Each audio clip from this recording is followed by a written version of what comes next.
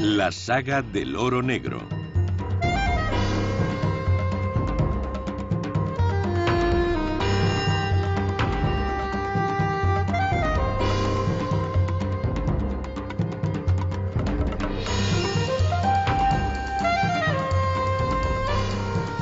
Apenas 100 años después del comienzo de la civilización del automóvil, los expertos advierten de que hemos consumido la mitad de las reservas mundiales del petróleo que la naturaleza tardó millones de años en producir.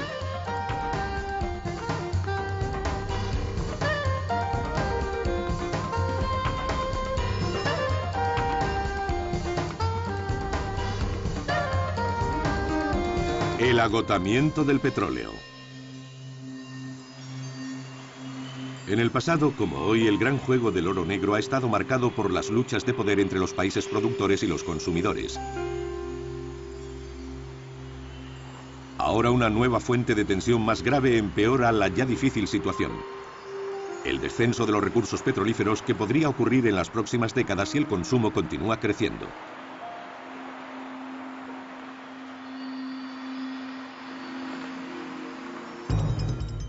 La Segunda Guerra del Golfo.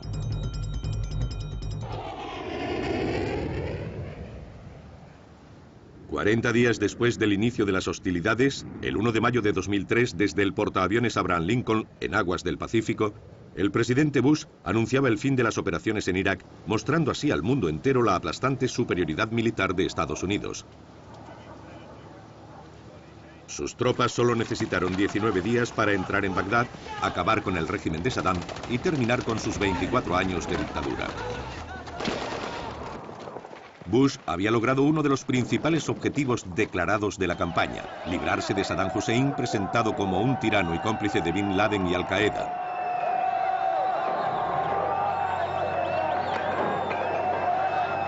Estados Unidos había restablecido la paz y solo tenía que encontrar las armas de destrucción masiva e instaurar una democracia. ¿Estos generosos planes escondían un objetivo mucho menos honesto? ¿Uno con olor a petróleo? Algunos expertos, como el jeque Yamani, exministro del petróleo de Arabia Saudí y figura de la OPEP, lo creen así. No me llevo a engaño. El petróleo fue el principal objetivo de la invasión y ocupación de Irak.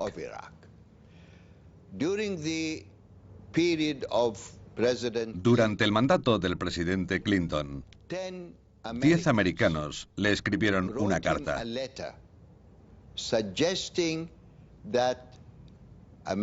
le sugirieron que Estados Unidos debía ocupar Irak y controlar los yacimientos petrolíferos. Esto fue hace años. Entre esos 10 firmantes estaban el vicepresidente Cheney, Rumsfeld, Paul Wolfowitz, Armitage y otros. Aquello no se hizo. Esa gente terminó en la administración y tuvo el poder de decidir.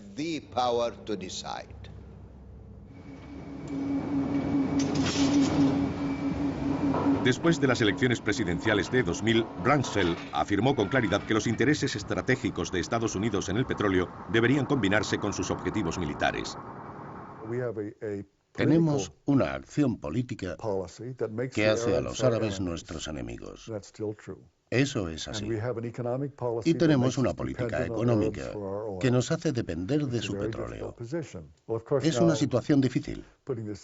En el contexto actual, hay gente que dirá que tenemos que resolver este problema no produciendo más energía, porque no tenemos posibilidades de producir más petróleo aquí, sino apoderándonos del petróleo iraquí, saudí o del resto del Golfo. Estaríamos en una posición que nos permitiría dictar la política a todos los consumidores de Europa, Japón, India y de todo el mundo. Evidentemente es una situación complicada. Esta situación surge de los cambios que experimentó el mundo del petróleo en la década anterior. La era de las supergrandes petroleras.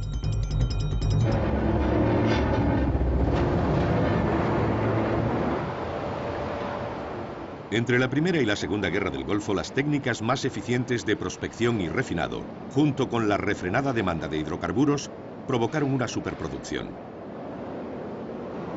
Los precios fueron cayendo hasta el hundimiento en 1998, el año negro de la crisis asiática.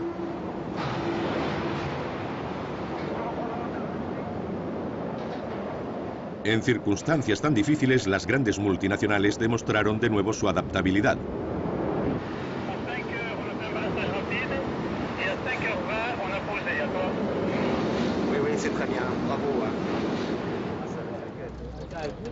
Se concentraron para fortalecer sus posiciones de mercado, creando las supergrandes.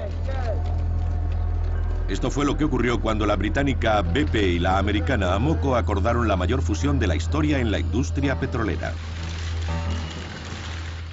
La francesa Total hizo lo mismo cuando, tras absorber a la belga Petrofina, se fusionó con otra empresa francesa, Elf Aquitania. Aún más espectacular fue la fusión de dos compañías americanas, Exxon y Mobil, dando lugar a la mayor empresa del mundo y superando a las grandes de la automoción General Motors y Ford. As many of you know, I have never been in favor of bigness for bigness' sake alone, but there are clearly benefits to having this broader resource base. Said another way, this is a case of the whole being greater than the sum of the parts. Irónicamente, a principios de siglo, Exxon y Mobil fueron buques insignia de Standard Oil hasta 1911, cuando el imperio fundado por Rockefeller fue desmantelado debido a la legislación antimonopolio. 90 años después, la reunificación de Exxon y Mobil sonaba a venganza póstuma de Rockefeller.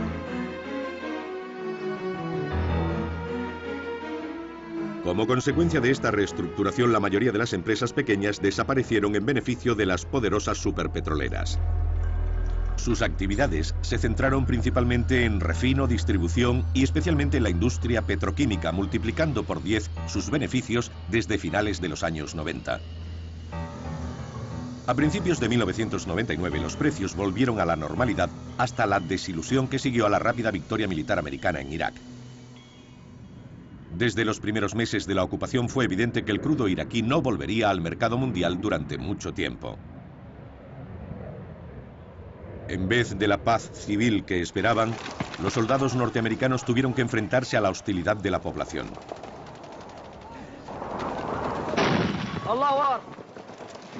Y lo que es peor, fueron acosados implacablemente por grupos armados de diferentes tendencias.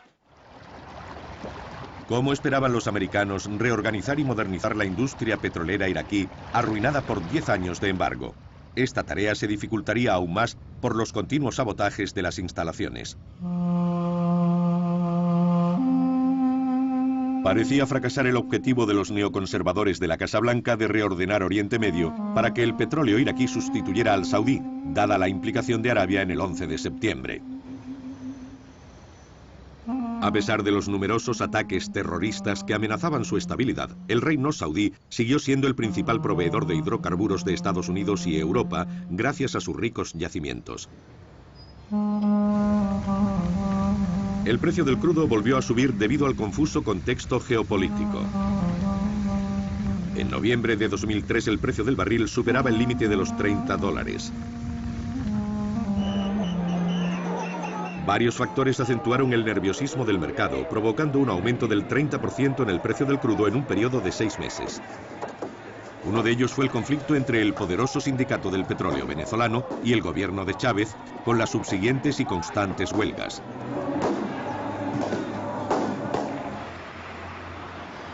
Sin embargo, la principal causa de lo que empezaba a parecer una crisis, incluso galopante, como decían algunos expertos, fue el increíble aumento de la demanda china.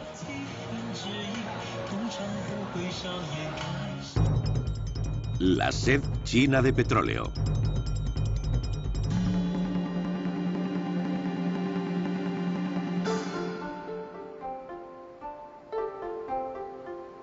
Hasta finales del siglo pasado, China era autosuficiente, pero a principios del siglo XXI la situación cambió radicalmente.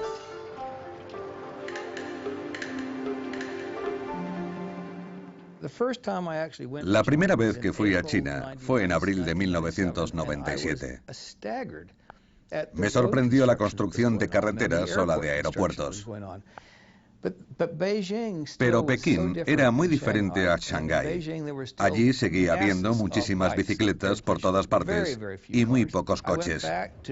Volví a Pekín la tercera semana de febrero del año pasado y las bicicletas habían desaparecido. Ahora hay enormes atascos de tráfico en las autopistas que construyeron hace solo 7 años, porque están llenas de coches. Lo que han sido capaces de hacer los chinos en los últimos 7 años ha sido pasmoso. Están alcanzando el ritmo de los japoneses en los años 60. Irónicamente, India tiene ahora 1/3 del consumo de energía per cápita de China y se ha quedado atrás. ¿Podrán ahorrar ambos países como nosotros hace 20 años? ¿Por qué no? Pero hay que volver a asuntos más importantes. ¿El mundo podrá tener suficiente energía convencional para permitir que eso ocurra? Las cifras son asombrosas. Un dato revelador del profundo cambio económico, social e industrial de China es que en un año el número de coches creció un 80%, con un incremento del 30% de las importaciones de crudo en 2003.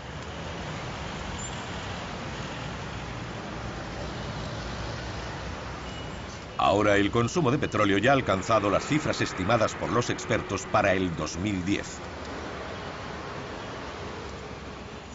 Hoy, el país produce las 2/3 partes del petróleo que necesita gracias a sus yacimientos en el mar de la China Oriental. Pero según los cálculos actuales, esas reservas se agotarán en 5 años, muy poco tiempo. Además, el consumo de oro negro en China aumentará hasta tal punto que dentro de 20 años podría igualar al de Estados Unidos, el mayor consumidor del mundo. El negligente consumo americano de energía. Estados Unidos ha heredado el sueño de posguerra de prosperidad y consumo sin límites con la despreocupación de un país rico y poderoso. Este sueño ha forjado el modo de pensar y de vivir de sus habitantes. Si miramos bien las estadísticas, veremos que somos el país que mejor usa la energía. Usamos mucha, es cierto. En Estados Unidos conducimos mucho porque tenemos 48 estados contiguos. Salimos un día de Denver y 2 días después estamos en Chicago o en Nueva York.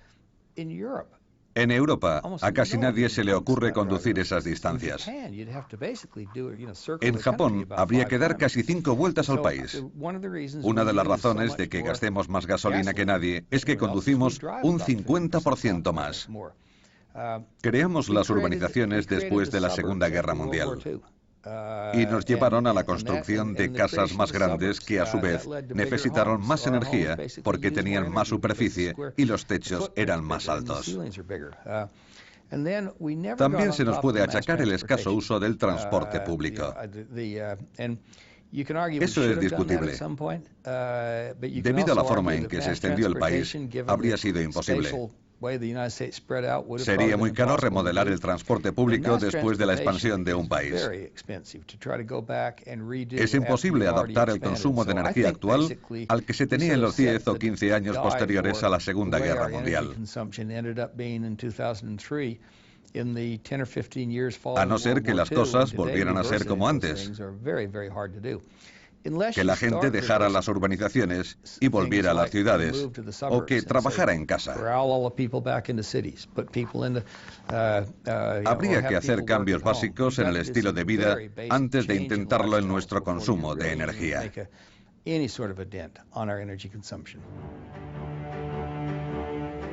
Los norteamericanos deben darse cuenta de que el petróleo es una fuente de energía no renovable y que es muy valiosa, pero desgraciadamente no lo hacen. Hace 10 años se hizo una encuesta entre alumnos de un instituto de Texas.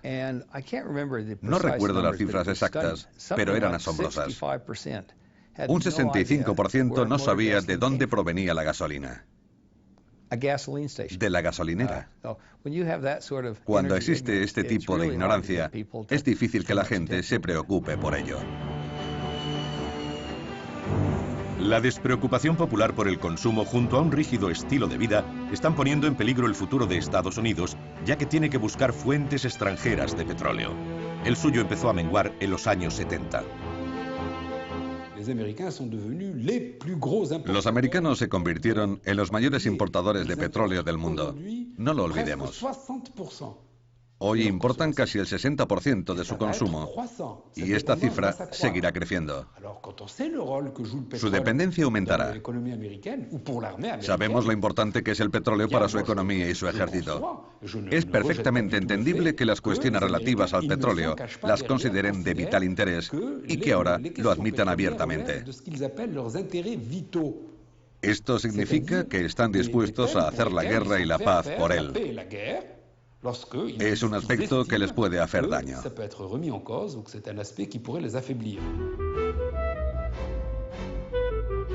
Ahora más que nunca es necesario encontrar otras fuentes de energía. Fue una buena razón para reavivar las relaciones diplomáticas con su antiguo enemigo de la Guerra Fría, Rusia, especialmente cuando Rusia se había convertido en el primer productor mundial de hidrocarburos.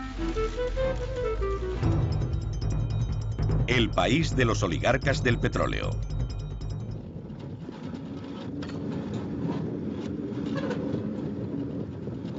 A finales de los años 90, la tambaleante industria petrolera rusa comenzó a reavivarse.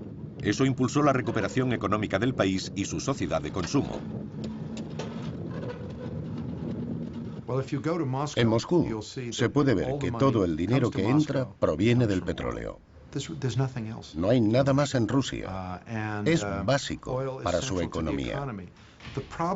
El problema es que si la economía se apoya exclusivamente en un producto, no se harán inversiones en ningún otro sector. Y no se puede construir una economía en la que el capital fluya hacia otros sectores y regiones.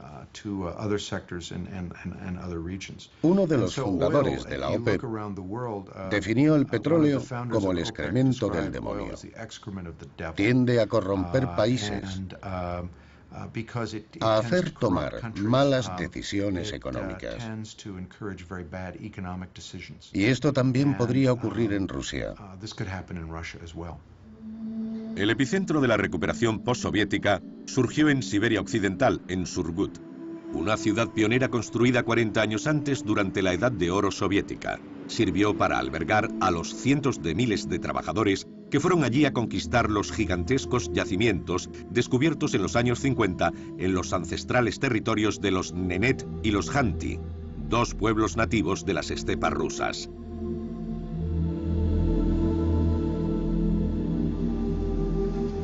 A pesar de las extremas condiciones meteorológicas, los magnates del petróleo pretendían hacer de su país el mayor productor de los años 70.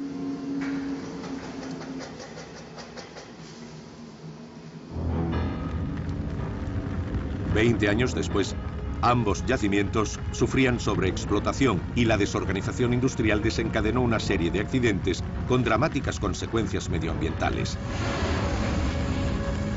Estas catástrofes reflejaban la incompetencia de un régimen agotado que se hundiría tras la caída del muro de Berlín en 1989.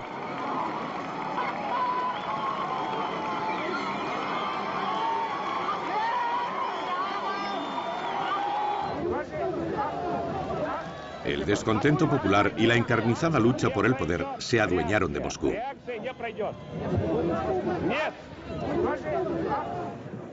Gorbachov, que había asegurado la transición, fue destituido. Boris Yeltsin fue elegido presidente de la Confederación Rusa en 1991. Durante este difícil periodo, la economía estaba al borde de la bancarrota, mientras la producción de petróleo se reducía a la mitad. En 1995, en un intento de revitalizar el país, el presidente Yeltsin inició un programa de privatización de compañías estatales. Desmembró el sector petrolero que Lenin había nacionalizado en 1917 al entender su importancia.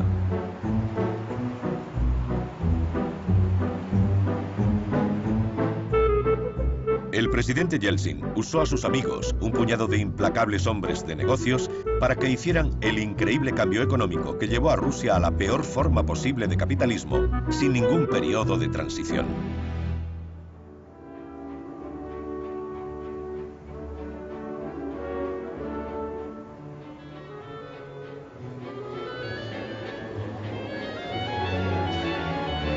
Estos capitanes de la industria, que pronto fueron llamados oligarcas, solo tenían un objetivo: enriquecerse al máximo y cuanto antes.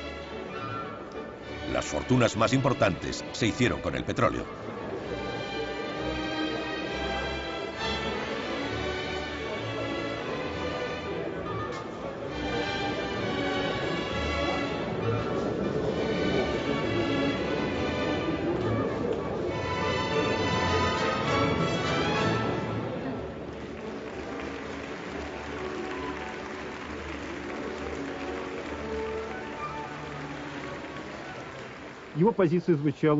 Mikhail Jodorkovsky, un hombre joven de éxito deslumbrante, era la encarnación perfecta de la nueva oligarquía petrolera. Pero al contrario que otros nuevos ricos, Jodorkovsky era visto como un hombre sencillo y sin pretensiones que respetaba los valores tradicionales. Pero su vida mostraba a un genuino tiburón empresarial.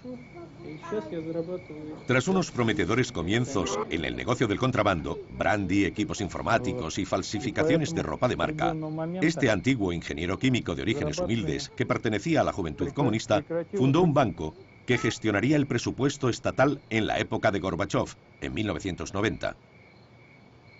Yeltsin confió a su banco la privatización de Yukos, una de las petroleras más trascendentales de la era soviética. Sorprendentemente, el propio banco la compró por la irrisoria cantidad de 350 millones de dólares. A partir de ese momento, Jodorkovsky demostró su talento como empresario y fue tan voraz como Rockefeller, su modelo y héroe.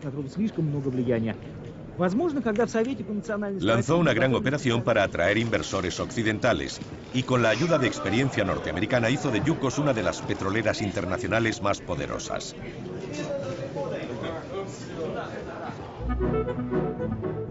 Nefteyugansk simboliza este éxito. Es una ciudad de 100.000 habitantes situada en el corazón de los yacimientos de Siberia Occidental, dedicada por completo a la gloria de Yukos, de la que se convirtió en capital. La suerte parecía sonreír a Yukos. Tras el 11 de septiembre, Estados Unidos buscaba una alternativa al petróleo saudí y puso sus miras en Rusia.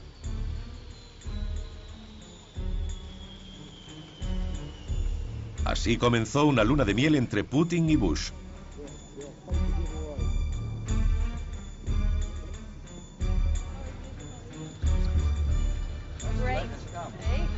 Continuó en mayo de 2002 durante la cumbre presidencial en Moscú. Ambos dirigentes firmaron una alianza energética para fortalecer el intercambio económico entre los dos países. As a result of the negotiations, the following joint statements by President Vladimir Putin and by President George Bush are adopted.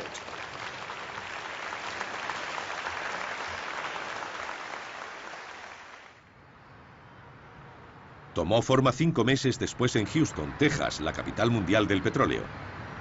El gobierno norteamericano prometió una generosa contribución a la industria rusa y a cambio el gobierno ruso prometía llevar su petróleo a Estados Unidos, esperando convertirse en su mayor proveedor en 2010. Incluso si el petróleo siberiano llegara a fluir, seguía habiendo un problema: cómo transportarlo a gran distancia hasta los petroleros norteamericanos.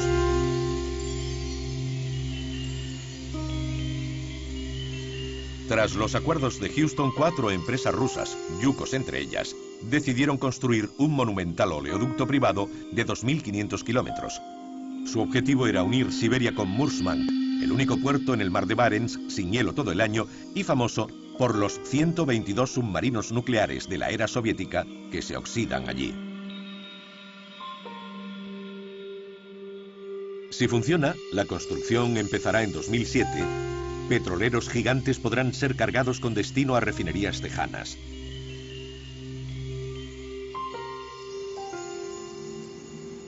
A pesar de las prometedoras condiciones, las grandes compañías angloamericanas atraídas por esta nueva tierra de promisión siberiana deben enfrentarse a la feroz oposición de los oligarcas rusos. Ciertos oligarcas rusos han luchado por mantener a las empresas occidentales fuera de Rusia.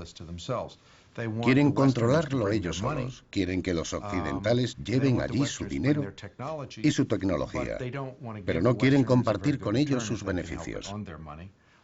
Quieren hacerse ricos ellos solos, y algunos ya lo han conseguido.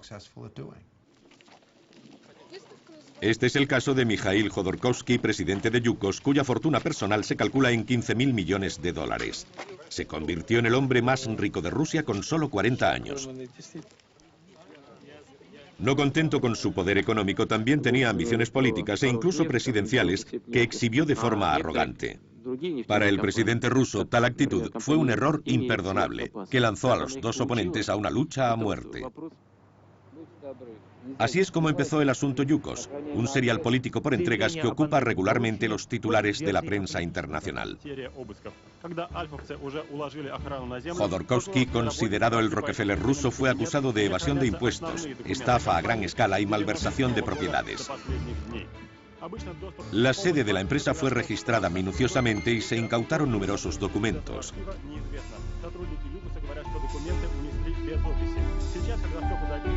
Jodorkovsky reaccionó a este ataque con su arrogancia habitual.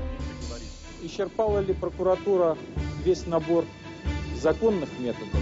Исчерпала уже давно.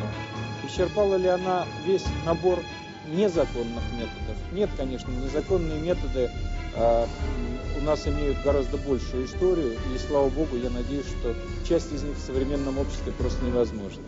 Por su parte, Putin se cubrió de gloria cuando le pidieron aclarar la situación en una conferencia de prensa. Так же, как и перед законом, должны быть равны все. И скромный клерк, и госчиновник, даже самого высокого ранга, рядовой гражданин, средний предприниматель, крупный бизнесмен. Вне зависимости от того, сколько миллиардов долларов числится на его личных или корпоративных счетах. Все спекуляции и истерику на этот счет просил бы прекратить. А правительство прошу в эту дискуссию не втягиваться. Aunque el cerco judicial se cerraba cada vez más sobre Jodorkovsky, estuvo más sereno que nunca. Concedió esta entrevista tras regresar del foro de Sun Valley, que reunió a los hombres más ricos y prestigiosos del mundo. Глубокому сожалению, я думаю, что резоны носят исключительно политический характер, а какие силы стоят за этим, я думаю, что вы и без меня догадываетесь. Спасибо большое. Все, господа. Хорош? Нормально?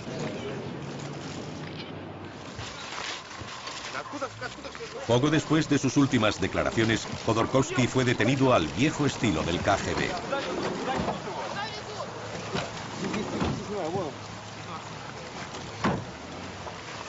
Tras un juicio expeditivo, fue condenado a 5 años de prisión. Esta condena fue aprobada por la opinión pública, que aún así la estimó demasiado benevolente.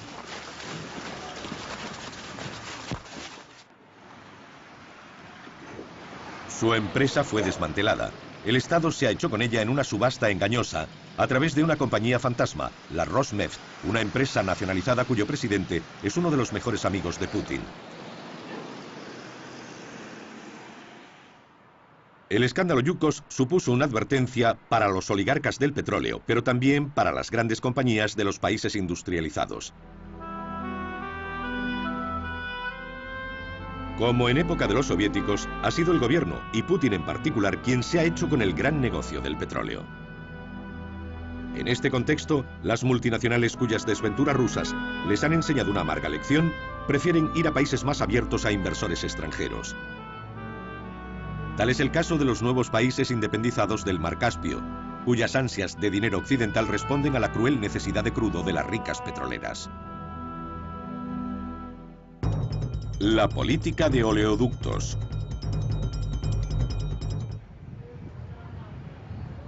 Doce años después de que Azerbaiyán proclamara su independencia tras el hundimiento del bloque soviético, su capital, Bakú, vuelve a ser una de las mayores mecas del petróleo.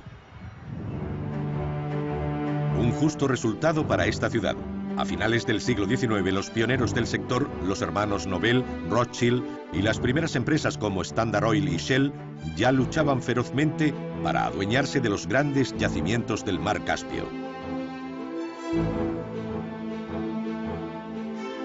Por su tamaño y riqueza, estos yacimientos hicieron de la Rusia de los zares una de las principales productoras mundiales de hidrocarburos, por delante de Estados Unidos. Las grandes empresas, expulsadas brutalmente tras la revolución bolchevique, regresaron más fuertes que nunca a principios de los años 90, atraídas por lo que se llamó la nueva tierra prometida del oro negro. Aunque se hayan falseado las cifras de las reservas de petróleo y no sean tan abultadas como se decía, Azerbaiyán, Kazajistán y los yacimientos de la zona del mar Caspio siguen siendo una importante fuente para el mercado mundial. Especialmente cuando las grandes multinacionales, a diferencia de Rusia, se llevan bien con las autoridades políticas locales. Pero los países del mar Caspio, aún más enclaustrados que Siberia, se enfrentan a serios problemas de transporte. Para ellos esto representa un asunto político, técnico y financiero. Primero pensaron en construir un oleoducto a través de Irán hasta el Golfo Pérsico, pero aunque era más corto y barato que otros proyectos, fue rechazado por los americanos por obvias razones estratégicas. Hay un concepto conocido como la política de oleoductos. El problema es que Kazajistán y Azerbaiyán no tienen salida al mar. Están en el otro lado del Mar Negro. Y para sacar el petróleo de allí, tienen dos opciones. Una, un oleoducto que recorra toda Rusia hasta el Bósforo, lo que crearía problemas. Podría producirse un desastre medioambiental con tantos petroleros entrando y saliendo del estrecho. La otra es un oleoducto desde Bakú por Tiflis y Georgia hasta Ceyhan, en Turquía. En ese caso habría problemas con Georgia porque no es uno de los países más estables del mundo. Es uno de los lugares más difíciles del planeta y muy corrupto. A pesar de esos inconvenientes y de la ira de los rusos, que como en la era soviética controlan el crudo del mar Caspio, un consorcio de 11 grandes petroleras, liderado por la angloamericana BP Amoco, accedieron al proyecto BTC, un oleoducto desde Bakú hasta Tiflis y Ceyhan, en el mar Mediterráneo. El 18 de septiembre de 2002 se iniciaron los trabajos con la presencia de los jefes de Estado de Azerbaiyán, Georgia y Turquía, países por donde discurre el oleoducto, y el secretario de Estado de Energía norteamericano. Esta construcción ha sufrido todos los problemas posibles y ha batido todos los récords. El más caro, más de 3.300 millones de dólares. El más largo, 1.750 kilómetros, con 150.000 segmentos acoplados y enterrados. Cruza 1.500 ríos y pasos a 3.000 metros de altitud. Y ha evitado peligros medioambientales en zonas protegidas, como la región de Borjomi, en Georgia, famosa por su agua mineral. Todo ello con la amenaza de guerras civiles que explicaban la presencia de consejeros militares americanos en el polvorín de Georgia. Este es el precio a pagar por 1 millón de barriles diarios de petróleo del Caspio que fluye hacia países occidentales y quizás suplan a los casi agotados yacimientos del Mar del Norte.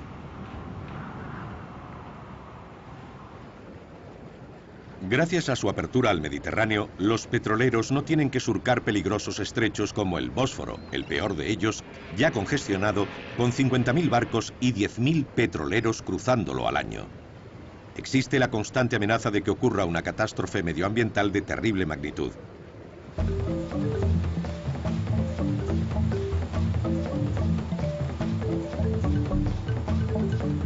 El nuevo paraíso del sector es el Golfo de Guinea. Lo que durante años había sido punto de partida del comercio de esclavos, vuelve a ser codiciado por los occidentales, pero por razones diferentes: su petróleo. África en la profunda oscuridad. La riqueza de petróleo del Golfo de Guinea se reveló con la llegada del siglo XXI. Lo demuestra esta cifra. En 2001, 7 de los 8.000 millones de barriles de las reservas descubiertas en el mundo estaban en África Occidental.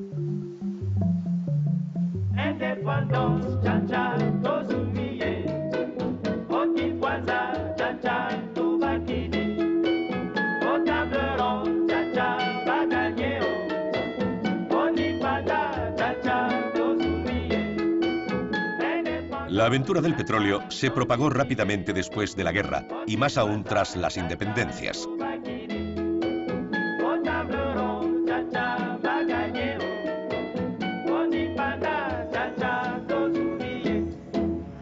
En aquel momento los yacimientos seguían siendo territorio privado de las expotencias coloniales. Seguían controlando la economía, la política y la cultura de sus antiguos dominios.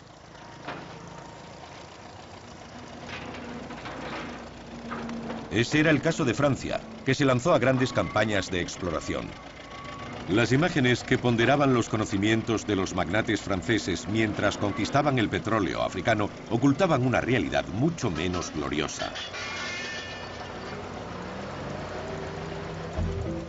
Prosperaba al abrigo de la cooperación franco-africana iniciada por De Gaulle en los años 60, especialmente en los países del Golfo de Guinea, donde estaba sólidamente establecida la compañía estatal Elf Aquitania. En estos países recientemente independizados, donde abundaba la corrupción, las relaciones entre los líderes políticos en el poder y las empresas extranjeras se basaban en el soborno. Elf, como otras, tuvo que rendirse a la evidencia con la benevolente complicidad del ministro francés de Cooperación. Fue el precio a pagar para mantener el control de las actividades en África. Durante las siguientes décadas, esta compañía estatal llegó al extremo con fondos secretos, desfalcos y doble contabilidad, sin que a ningún gobierno liberal o conservador le pareciera mal. El escándalo Elf se destapó tras 8 años de investigación dirigida por 2 jueces valientes y perseverantes. Testigos y acusados se enfrentaron entre sí mientras se presentaban pruebas en un juicio interminable. Sus testimonios y confesiones permitieron una abrumadora crítica, al menos parcial, a una forma de delincuencia económica y de fechorías de guante blanco. Sin embargo, Elf no fue la única compañía que recurrió a estas prácticas. Era la norma para quien quisiera trabajar en el negocio del petróleo en África. Para estar allí había que pasar por taquilla. Los americanos tuvieron que comprar muchas entradas cuando, según los expertos del Pentágono, el petróleo del Golfo de Guinea se convirtió en una prioridad estratégica.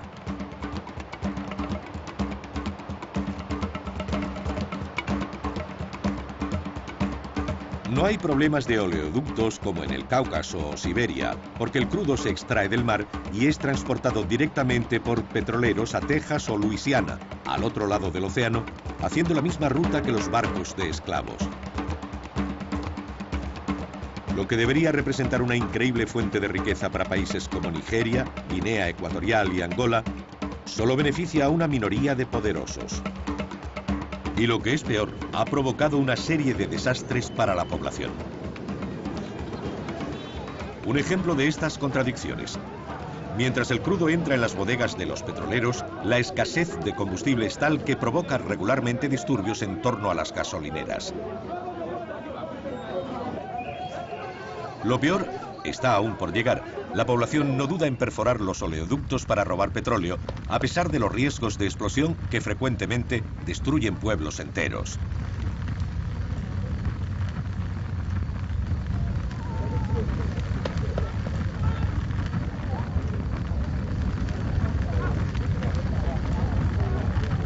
Pero ¿qué valor representan las poblaciones de desfavorecidos comparadas con los ingresos del petróleo para países que aportan el 16% de las importaciones norteamericanas, casi tanto como Arabia Saudí?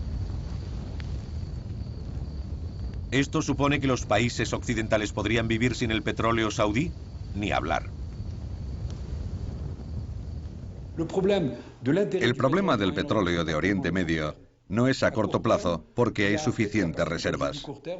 Con a corto plazo quiero decir en los próximos 3 o 5 años. Hay suficiente petróleo en el resto del mundo para satisfacer las necesidades de la economía mundial. Pero 10 años, que no es nada en el terreno de la estrategia o en el de la economía, es suficiente tiempo para descubrir y explotar un yacimiento o un depósito de gas.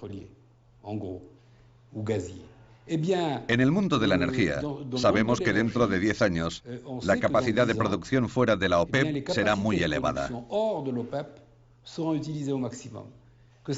Sabemos que algunos empezarán a tener menos, así que para satisfacer las necesidades de la humanidad, se mirará más a Oriente Medio.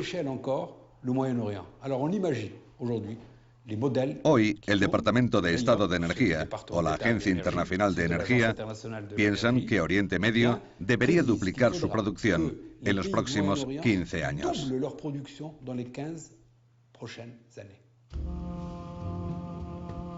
Los yacimientos de Oriente Medio, el último recurso para una demanda creciente y que hoy representan la mitad de la riqueza petrolífera del mundo, podrían agotarse rápidamente.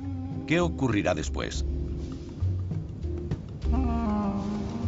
Como dijo un fatalista saudí, mi padre era camellero, yo conduzco un coche, mi hijo tiene un avión y mi nieto montará en camello.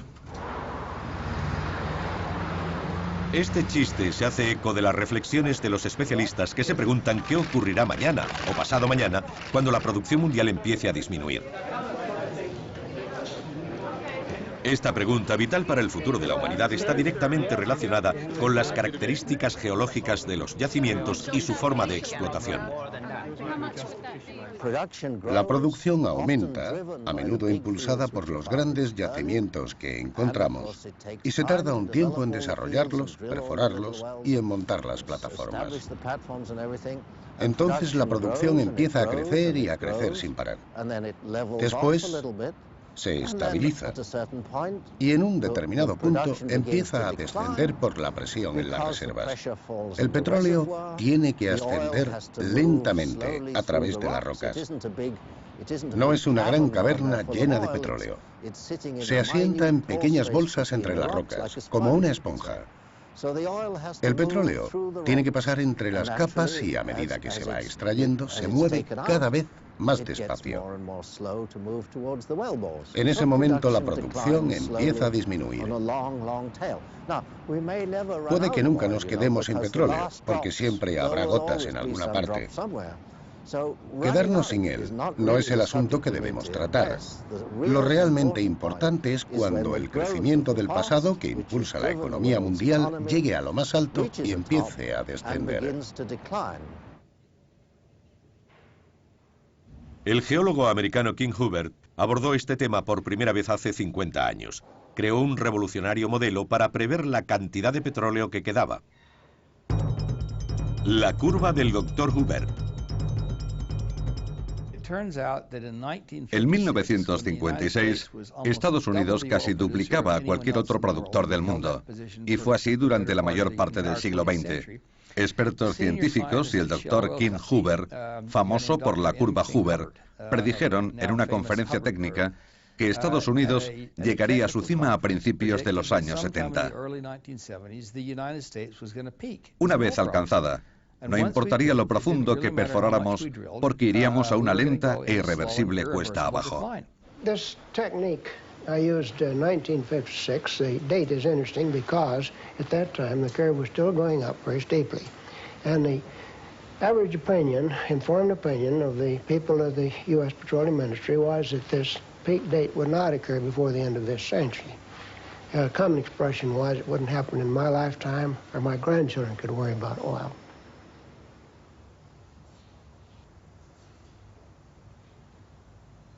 Contrariamente a la opinión de los escépticos, las predicciones del Dr. Hubbert fueron acertadas.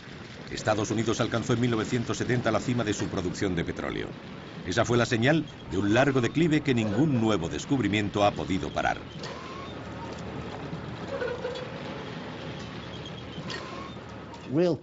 El punto realmente crítico es cuando la cima de la producción llega a la mitad del total producido.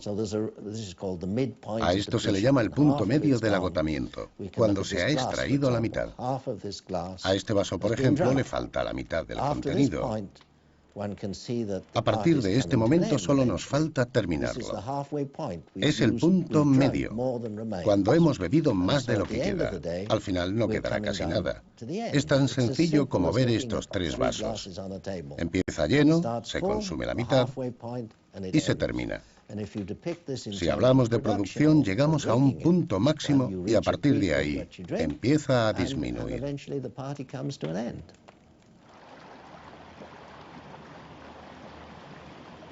Los especialistas coinciden en que la disminución progresiva de los hidrocarburos es inevitable por ser el ejemplo perfecto de una forma de energía no renovable, pero discrepan en otros dos puntos: la fecha en la que empezará el declive y el nivel de producción que alcanzará entonces.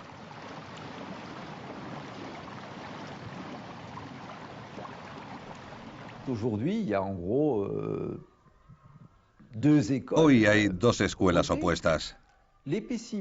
Los pesimistas dicen que la cima está a 5 o 10 años vista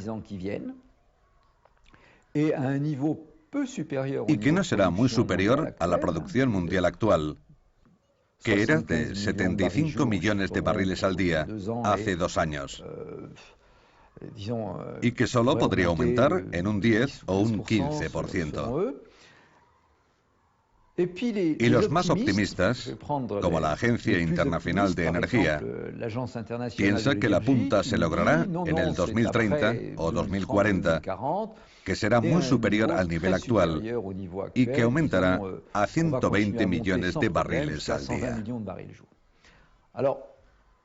Es difícil decir quién tiene razón, pero yo creo que los pesimistas están más cerca de la realidad que la postura oficial, que dice que la producción se podría aumentar en un 50%. No creo que sea posible. La punta será más como una meseta y se alcanzará dentro de unos 20 años. Eso es muy pronto.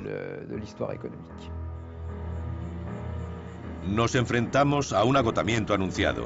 ¿Se arruinará nuestra sociedad y nuestra forma de vida incluso más drásticamente que en la época de la Revolución Industrial o el Neolítico?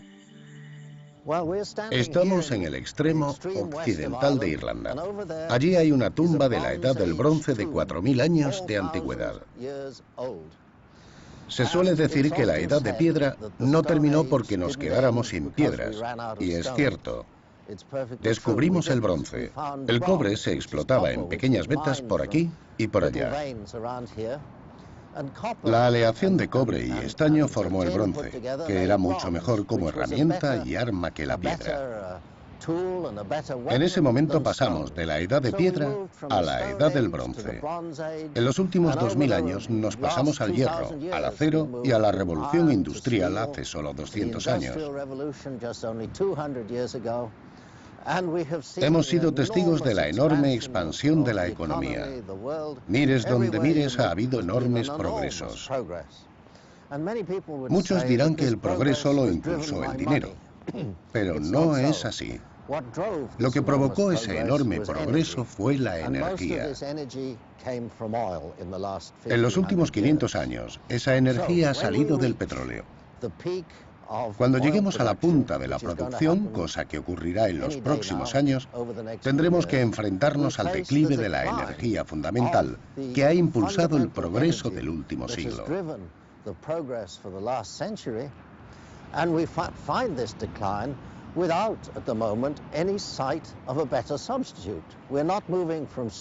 Nos enfrentamos a ese agotamiento sin atisbo de un sustituto mejor. No estamos pasando de la piedra al bronce. Esta vez estamos pasando del bronce a la piedra otra vez. Es un tema crítico que afectará a todos los aspectos de nuestra vida. El 90% del combustible usado en los transportes proviene del petróleo. El transporte supone comercio y la agricultura provoca una fuerte demanda de petróleo para suministrar fertilizantes sintéticos, alimentar regadíos o proporcionar transporte desde los campos a las ciudades. Ahora nos enfrentamos a una situación crítica, ya que la energía fundamental comienza su declive y se suscita la pregunta de cuánta gente podrá vivir en un planeta con menos petróleo. Ese es el asunto a tratar. Es extraño que los gobiernos del mundo y los líderes mundiales no entiendan la importancia de un asunto así. No hay dificultad en entender el descubrimiento del petróleo, la magnitud de un yacimiento o lo que queda por encontrar. Eso no es difícil, pero este es un tema de concienciación. La gente no puede pensar que vaya a cambiar algo tan importante. Pero ese es el mensaje que nos están enviando las piedras. Y no podemos cambiar a las piedras. Se asentarán en el pasado geológico. Están por encima de la intervención humana. Ha llegado el momento de concienciarnos, de hacer que este asunto llame la atención de los líderes mundiales, porque será difícil soportar la tensión que provocará la transición al nuevo mundo.